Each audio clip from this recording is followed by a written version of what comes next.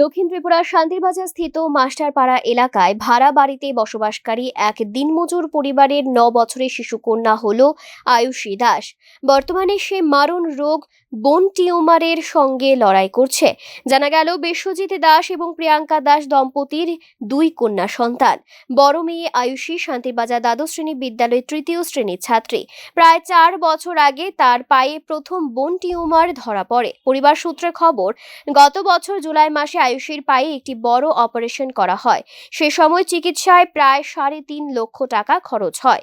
রাজমিস্ত্রির কাজ করা বাবা এবং পরিচারিকার কাজ করা মা ধার দেনা করে মেয়ের চিকিৎসা করান, কিন্তু তার লড়াই এখনো শেষ হয়নি।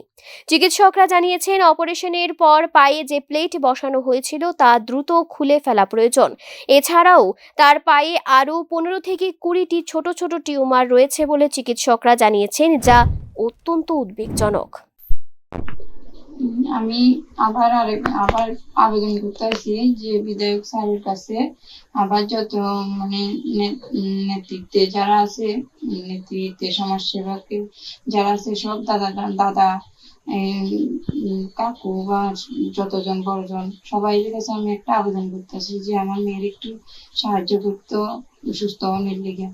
আমি আর্থিক ভাবে খুবই দুর্বল।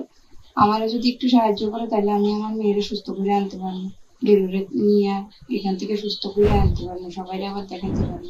বর্তমানে প্লেট খোলার জন্য প্রয়োজনীয় অপারেশনের খরচ বহন করা এই দরিদ্র পরিবারের পক্ষে অসম্ভব হয়ে পড়েছে। তাই নিরুপায় হয়ে মেয়েকে বাঁচাতে সমাজের সকল স্তরের মানুষের কাছে আর্থিক সাহায্যের জন্য করজোড়ে আবেদন জানিয়েছেন আয়ুষীর অসহায় বাবা মা। Bureau report, news now.